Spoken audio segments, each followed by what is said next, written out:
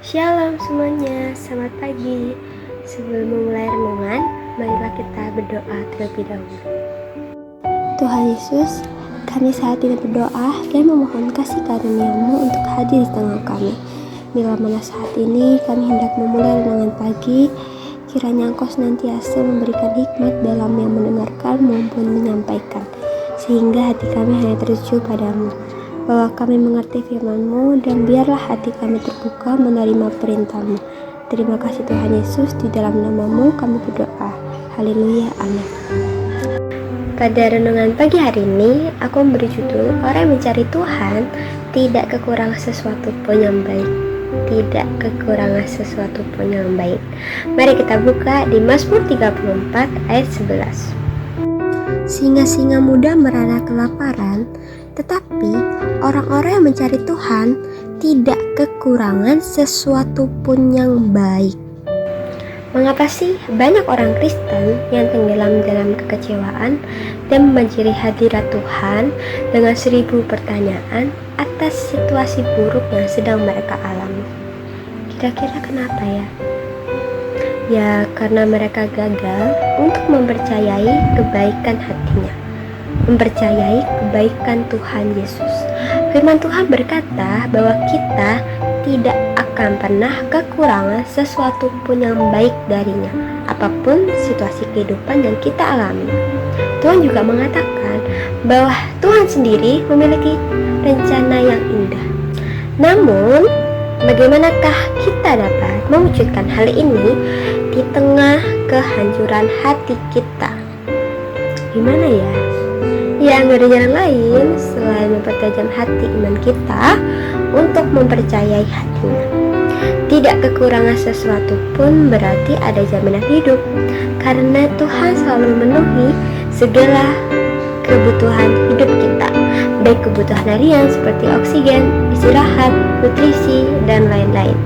Kebutuhan akan rasa aman dari bahaya, pakaian, rumah, dan kebutuhan sosial.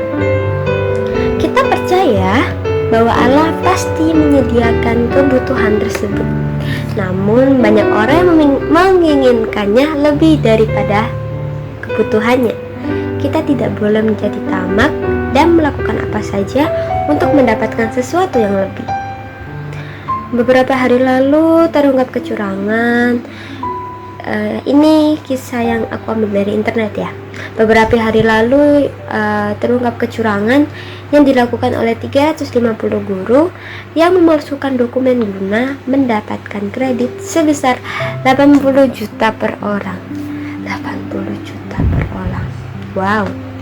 Dari Bank Pembangunan Daerah di Jawa Barat. Para guru ini misinya adalah mendidik moral dan mental anak didik mereka.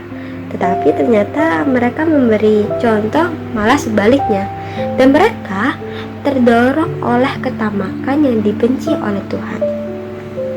Dalam Lukas 12 ayat 15, berjaga-jagalah dan waspadalah terhadap segala ketamakan, sebab walaupun seorang berlimpah-limpah hartanya, hidupnya tidaklah tergantung daripada kekayaan itu.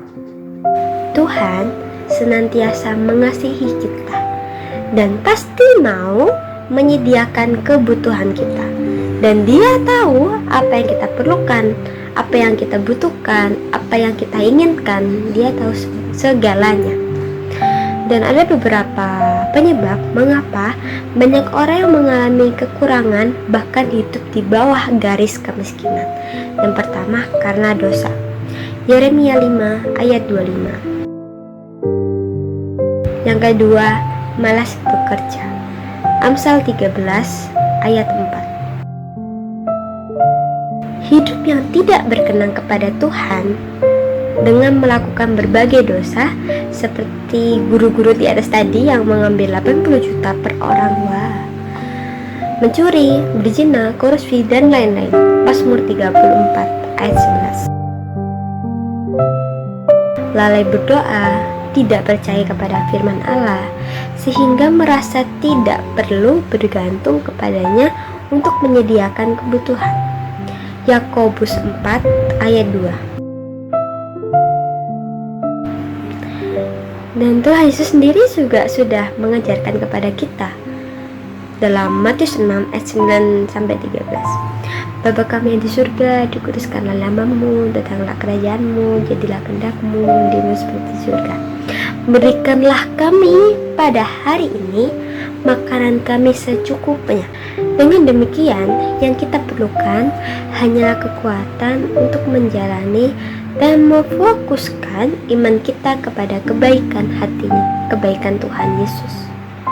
Datanglah dengan segala kerendahan hati dan mintalah hikmat pada Tuhan Yesus untuk melihat hari-hari yang kita lalui sesuai dengan pikirannya.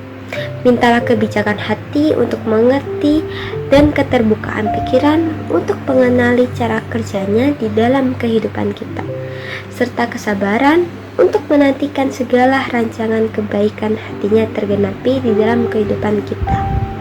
Kita belajar bagaimana mengubah keluhan dengan iman, kekecewaan dengan sebuah keyakinan bahwa Tuhan Yesus itu terlalu baik.